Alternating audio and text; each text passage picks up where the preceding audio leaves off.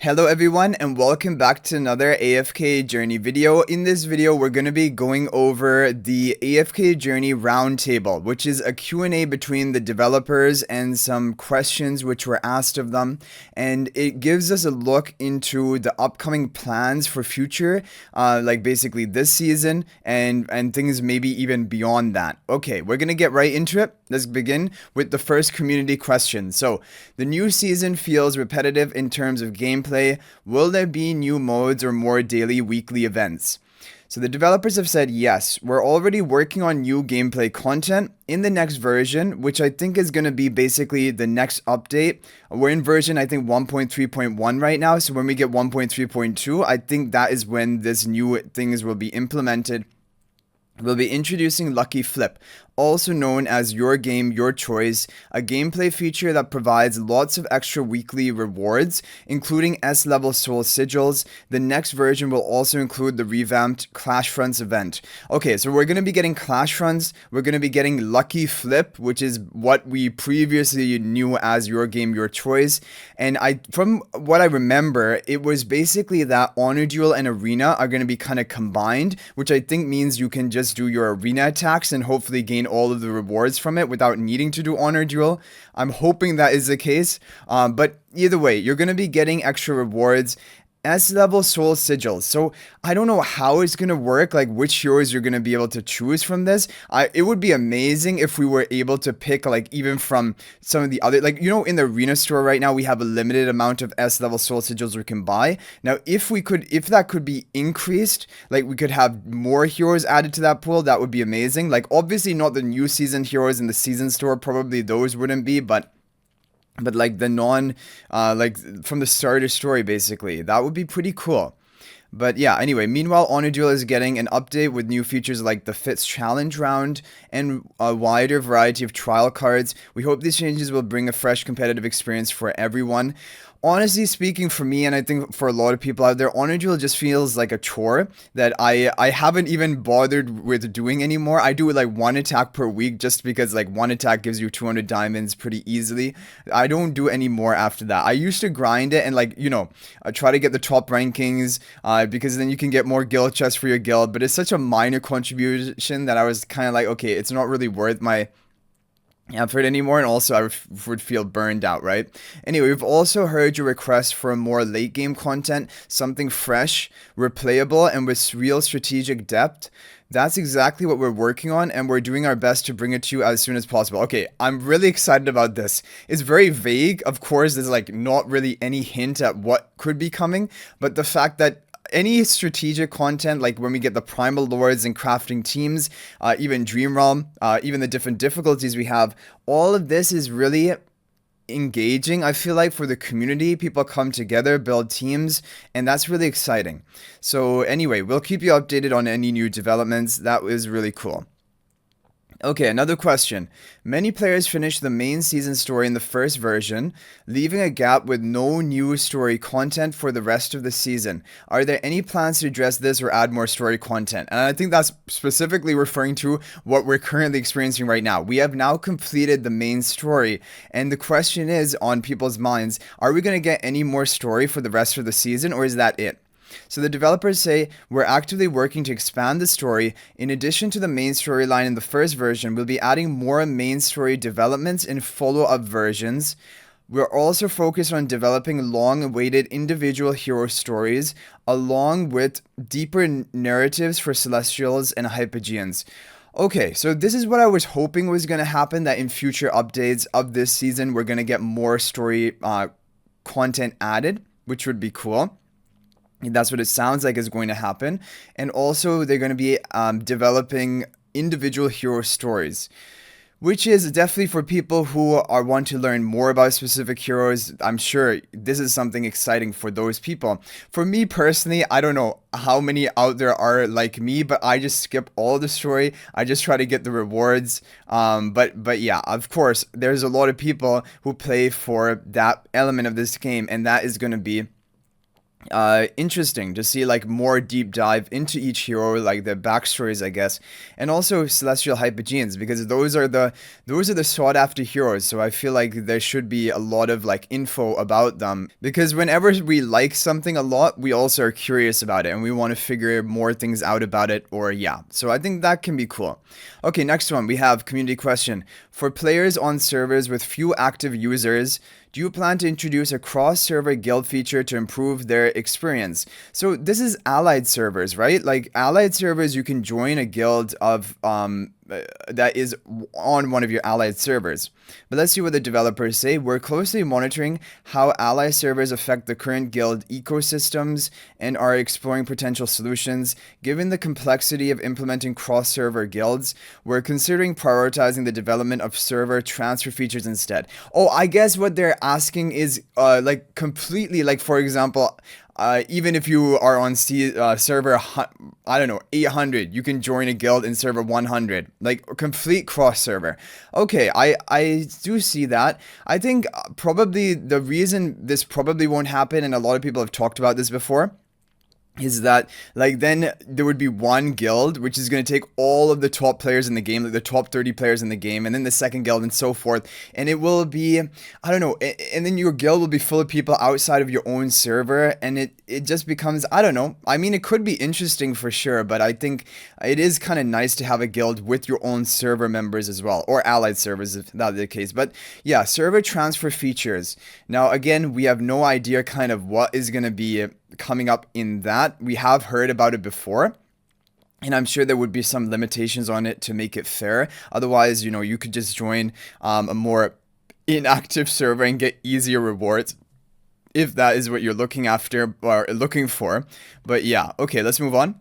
So community question: any plans to add the mini hero headwear for older heroes? Developer: yes, we plan to add the mini hero headwear for older heroes in batches. Please stay tuned for more details. And yeah, I think the mini headwear is actually such a cool idea, because like, and they all look really good. Like I honestly, I've tried like all the different mini headwears I've unlocked so far, and I can't even decide which one I want to equip onto my hero. So it's really, really a good idea. And like, yeah, basically just designing a plush of that hero, and then you are able to put it on your head. It's really a great idea, and it'll be cool that if all the heroes can get that. So community question: are there any plans to optimize in-game feature designs? For example, the current formation view is side on instead of top down, making it hard to copy setups from other players. Additionally, there's no way to distinguish between Freesto and his illusion in the formation view. It would also be helpful to have a quick use function here. Developer: these are fantastic suggestions and we'll definitely look into them. This is honestly something which I really hope they do. Number one, I really want them to differentiate on the formation preview, the main Fresto and the illusion Fresto, the Elijah, which is the blue-haired twin, and the Lila, which is the pink-haired twin, because it is just so much more convenient when you're looking at formations and you can see that. The other thing that they mention here, which is really nice, is the fact that this is true. When you are looking at for example, the battle screen and you're setting up your formation, it is difficult for viewers, like even if it's on a video or if it's on a screenshot, to actually distinguish which heroes are on which tiles. And that's why I use like the formation preview now when I'm trying to show formations to people. But that's only because a lot of people have complained about it to me and have said, okay, can you show me the formation preview? Because I can't see it properly when it's on the field. But anyway, I think this would be great if they do implement this. I really hope they do, and that they do it soon. That would be amazing. Okay, community question: will there be more guild-based features like guild PvP, guild labyrinth, guild farm? What is guild farm? Dragon crystal gifting to enhance competitiveness and foster a stronger sense of belonging within the guild? Definitely. That is a real reason I think a lot of people play it, is for guild interaction and competing with your guild. And that is why I really like Clash runs. I think that is really cool. You come together with your guild, you have some strategy, and you try to take down other guilds, of course. But it is really interesting. And we are going to be getting more guild modes. They have already, developers have mentioned that in previous talk with designers, but yeah, I mean, there's kind of limitless possibilities of what they could improve and add to the guild related like content. So guild content is always a top priority for us. In the next version, we'll launch the revamped Clash Fronts mode. That's also going to be cool to see what they mean by the revamped mode. In this mode, you can join your guildmates to earn plenty of guild medals and Twilight Essence. Also, top ranking guilds will receive an exclusive trophy. We're also working on bigger, more competitive guild modes. We'll share more information when we can. Oh, wow. Okay, more competitive than Clash Fronts. Like, Clash Fronts is pretty competitive. So I don't know what is in store. But yeah, I think there's a lot of room for improvements and growth in the guild content. Like, definitely. Like, I don't know what they mean by guild farm, but already it's kind of piquing my interest. Like, I would like some sort of, like, I don't know, building activity within the guild, like, and you would see progress every day or something. I don't know. Okay, let's move on.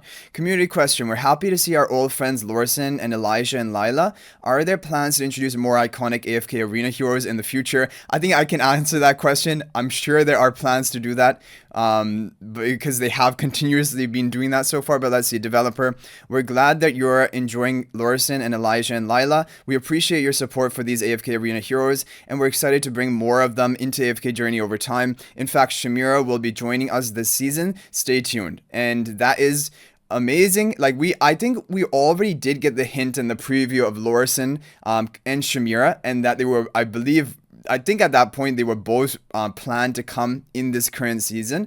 So yeah, Shamira is a Graveborn mage from AFK Arena who is pretty dominant over there. Okay. Community question. After the recent optimization, Dura's trials have gained deeper strategic depth in gameplay. However, the buffed heroes are often niche or newer ones, which isn't very friendly to players who aren't at the top. Are any adjustments planned? Okay, let's take a look at what the developer said. In this season, Dura's trial, specifically the Dawnrise trial, your resonance level and equipment stats will fully apply, allowing you to progress even if you haven't heavily invested in the buffed heroes. Okay, so this is something which I do really like. They basically turned the Dawnrise trial of the Dura's trials into completely free-to-play friendly, because eventually you will get your levels in there, you will get your equipment in there, and then you could throw together any team and you're going to be able to easily clear all of the Dawnrise trial stages. Now, Nightmare is the challenging one. Nightmare is going to be the more like long-term players who are going to be able to do well there, or spender players who have a lot of heroes built up. And let's just continue to see what the developers are saying. Advancing through the season will be enough to help you clear Dura's trials stages and earn magic charms more efficiently. As for the Nightmare trials, we aim to reward players who've developed a broader roster of heroes by giving them an edge with the buffed heroes. Yeah, okay, because in Nightmare trials, you have buffed heroes, number one. Number two, you are level capped at level 300, and your equipment level, I'm assuming, will also be capped at that. Which means that you need to really be running the optimal heroes if you want any chance of clearing the Nightmare stages. So Nightmare is definitely the more challenging one. However, I guess it is a good thing that at least Dawnrise will be conquerable by everyone. And I think even with Nightmare, what ends up happening is when we get like the next round of Nightmare floors, then the current Nightmare floors from like 7 to 12 are going to become easier, and then everyone will be able to handle them. But then like that next set of 6 new floors that come out for Nightmare, those are really the ones that only the people who have well built up heroes on their account are going to be able to defeat. But I do think that they have made a nice change to Dura's trials. I do like it. However, we've limited each battle to 2 buffed heroes to keep the gap between players from becoming too large. I didn't even know that. I just copy formations, like brainless, go through, auto through, even if it takes 10-15 times. I didn't know you're limited to only 2 buffed heroes in the Nightmare stages. But I guess that does, yeah, make it a bit more challenging, like basically that you're not just depending on those buffed heroes, because I guess the question was actually asking about these buffed heroes are really niche, like sometimes Kafra, Walker, which no one really wants to build on their account. But then the developers are saying you couldn't even use them all anyway. Like if they're 4 buffed heroes, you can only use 2 of them, so why there's not going to be a reason to build actually all 4 of them. Anyway, guys, I hope you enjoyed the video. You can share your thoughts on all of this recent roundtable in the comment section down below. What do you guys think about it? What are you most looking forward to out of what they've revealed here? And also, what would you like added to the game? Let me know. But thank you guys for watching. I'll hopefully see you in the next video. If you want to join my AFK Journey Discord server to chat with me more, feel free to do so. There's a link to that in the description of this video. But I'll hopefully see you guys in the next video. And until then, everyone, peace out for now, and thank you for watching.